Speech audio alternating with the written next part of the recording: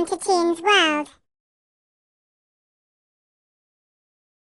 वह एक और सुबह जागा जब दीवारें पतली थीं और उम्मीद और भी पतली थी। उसने टूटी छत से गिरने वाली धूल झाड़ी और खुद से कहा कि वह हमेशा ऐसे नहीं रहेगा। वह अपने छोटे से कमरे से बाहर निकला, टूटी टाइलों पर कदम रखता हुआ जिन्हें ठीक करने के पैसे उसके पास नहीं थे। उसने वही फीकी कमीज पहनी जो उसने उस हफ्ते 3 बार पहनी थी, क्योंकि वह उसकी सबसे अच्छी कमीज थी। सड़क पर कदम रखते हुए उसने एक गहरी सांस ली और खुद से कहा कि आज का दिन बेहतर ही होगा। वह मीलों पैदल अपनी नौकरी पर गया क्योंकि बस का टिकट उसके लिए एक लग्जरी था। वह जल्दी पहुंचा, उन फर्शों को साफ करते हुए जिनकी किसी को परवाह नहीं थी लेकिन सभी इस्तेमाल करते थे। उसने चुपचाप सुना जब साथी कर्मचारी उसके सपनों पर मजाक उड़ाते, उसे उसके जैसे व्यक्ति के लिए बहुत बड़ा बताते। उसने कुछ नहीं कहा क्योंकि बहस करने से वह ऊर्जा खत्म होती जो उसे जीने के लिए चाहिए थी। उसने दोपहर का खाना छोड़कर काम किया, उस थोड़े से पैसे को बचाते हुए जो उसके पास कुछ बड़े के लिए थे। उसने दुनिया को तेजी से आगे बढ़ते देखा जबकि वह धीमी लाइन में ही अटका रहा। उसने खुद से वादा किया कि वह ज्यादा देर वहां नहीं रुकेगा। वह अपनी शामें एक किराए के फोन पर पढ़ाई करते बिताता जिसकी स्क्रीन टूटी हुई थी। उसने ट्यूटोरियल्स तब तक देखे जब तक उसकी आंखें जल न गईं,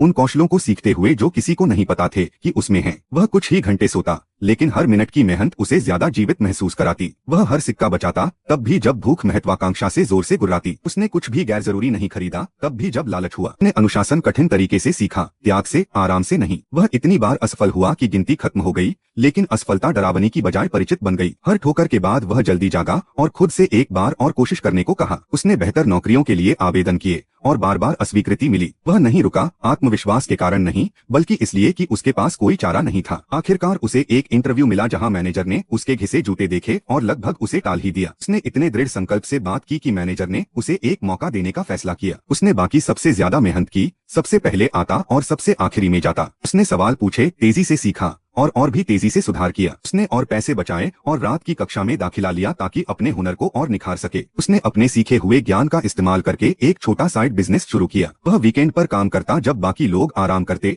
धीरे धीरे अपनी कुछ चीज बनाता। उसने अपना छोटा व्यवसाय पहली बार फेल होते देखा जिससे वह निराशा से टूट गया। वह उस रात अकेले बैठा अपने सपनों के टूटने का बोझ महसूस कर रहा था। वह अगली सुबह फिर खड़ा हो गया क्योंकि हार मानने का मतलब था वापस उसी जिंदगी में लौटना जिससे वह भागा था। उसने व्यवसाय दोबारा शुरू किया, इस बार चतुराई से, साफ नजरिए के साथ। उसने अपने संदेहों से ज्यादा प्रक्रिया पर भरोसा करना सीखा। उसने अपने पहले ग्राहकों को आकर्षित किया, उन्हें उनके पैसे से ज्यादा मूल्य देकर। उसने धीरे धीरे ईमानदारी और मेहनत के लिए एक प्रतिष्ठा बनाई। वह पहले से ज्यादा पैसा कमाने लगा। उसने पुराने कर्ज चुकाए जो कभी असंभव लगते थे। उसने अपने लिए कुछ खरीदने से पहले अपनी माँ के लिए नए जूते खरीदे। उसने उसकी मुस्कुराहट देखी जो सालों में नहीं देखी थी और इसने उसे और प्रेरित किया। उसने एक छोटी टीम रखी, उन लोगों को नौकरियां दी जो उसे उसके पुराने स्वयं की याद दिलाते थे। उसने अपने व्यवसाय को कदम दर कदम, गलती से गलती, जीत से जीत बढ़ाया। उसने एक आरामदायक घर खरीदा, शेखी मारने के लिए नहीं बल्कि अपने परिवार को वह सुरक्षा देने के लिए जो उन्होंने कभी जानी नहीं थी। वह अपने पुराने इलाके में गया और उस जीवन की गूंज महसूस की जिसे उसने पीछे छोड़ दिया था। उसने अपने पुराने स्वयं से फुसफुसाते हुए कहा,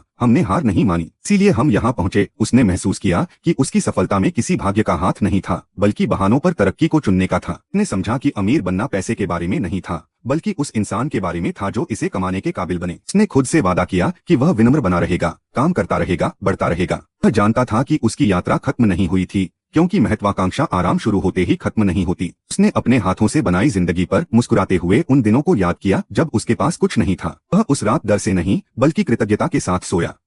वह अगली सुबह और भी बड़े सपने देखने के संकल्प के साथ जागा।